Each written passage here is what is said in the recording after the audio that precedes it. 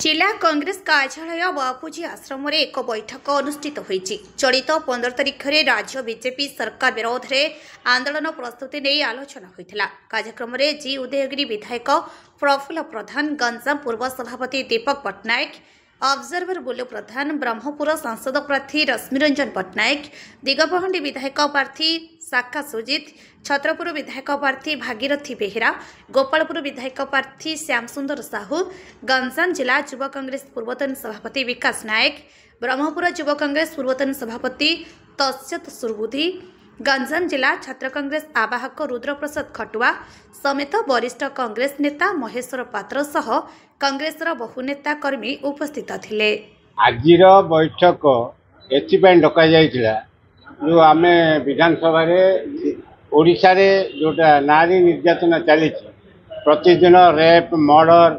ए सब जोटा चली से उपरे आमे विधानसभा रे मते उठाइथिलु, रैली भी करिथिलु एवं आमे गवर्नर को मध्य मेमोरेंडम देइछु। तो एते हेबा सत्वे कांग्रेस जिते बेले आमर जे बी पट्टनायक मुख्यमंत्री थिले गोटे दीटा मर्डर केस रे से निजर आसन छाड़े किंतु सहस्र प्रतिदिन रेप मर्डर होउची किंतु ए सरकार हलिबार नाही। सेतिपाई आमे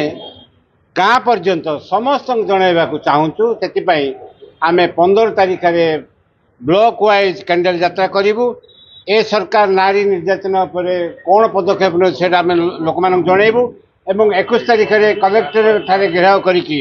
आमे समग्र जिलावासी जनइबा चाहूँ जे नारी निर्यातना ए सरकार अमल में जो प्रकार भाव में चली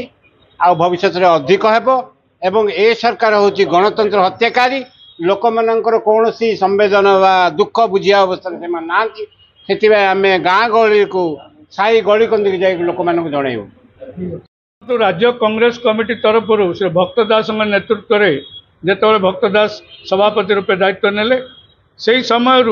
कांग्रेस एक निष्पत्ति नहीं जे ओडिशा रे जो बीजेडी बीजेपी सरकार थिला वर्तमान भी ता स्पष्ट हो सारे जे बीजेडी बीजेपी मिलित भाव में सरकार चलती ओडिशा रे।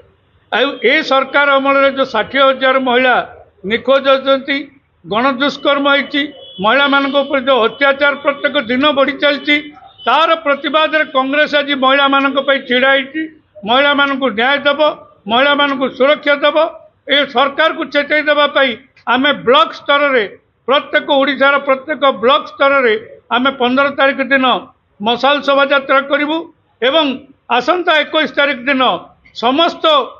डिस्ट्रिक्ट हेडक्वार्टर कलेक्टर ऑफिस घेराव करा जिवो एवं से दिन आमर शह शह संख्यार कर्मी से जोगदेवे एवं विभिन्न राज्यस्तरीय नेता आसबे। महिला मानकर न्याय्य दाबी महिला मानक सुरक्षा देवाई सरकार विफल, तेणु ए सरकार तुरंत इस्तीफा दिंतु सेटा होची आमर दाबी। प्रदेश कांग्रेस कमिटी सभापति आह्वान, राहुल गांधी आह्वान ओडिशा रे किभली भावे कांग्रेस को मजबूत करा जिवो एवं भक्तदास सभापति हवा दिन ठारू जो भाव में कांग्रेस ग्राफ बढ़ी चलती एवं बीजेपी बीजेडी तलू तलू चली राजनीतिक महल ने आलोड़न सृष्टि कर। प्रथम कार्य आम 15 तारिख दिन संध्या समय रे प्रत्येक ब्लॉक हेडक्वार्टर व जनगहली स्थान रे मशाल बा मोमबत्ती शोभा यात्रा करा जिवो। एटा हूँ 15 तारिख एवं 21 तारिख दिन जिलापाल ऑफिस रे मेमोरेंडम दिया विक्षोभ प्रदर्शन करा एवं ब्रह्मपुर आम निष्पत्ति ग्रहण कलु 4,000 ରୁ 5,000 लोक जिलापाल ऑफिस घेराव करेंगे एवं प्रत्येक ब्लॉक रे मशाल शोभा यात्रा हेब कहीं आम बर्तमान सुधा 60,000 महिला निखोज अच्छा आम खोजबू सरकार खोजी पारु नहीं। बीजेपी बीजेडी अंध शासन चलता बीजेडी बीजेपी सरकार आहरी अंध हो जाइए एवं 8 मास शासन भितर से 8 मास परिसंख्यान जना पड़ू 56 जन महिला को गणदर्शन कर 1600 महिला विभिन्न क्षेत्र में केस कर धर्षिता बोली किंतु ए सरकार आराम से सोई जाइए, कौन से चिंता ना कौन से दक ना आराम से सोईकिनी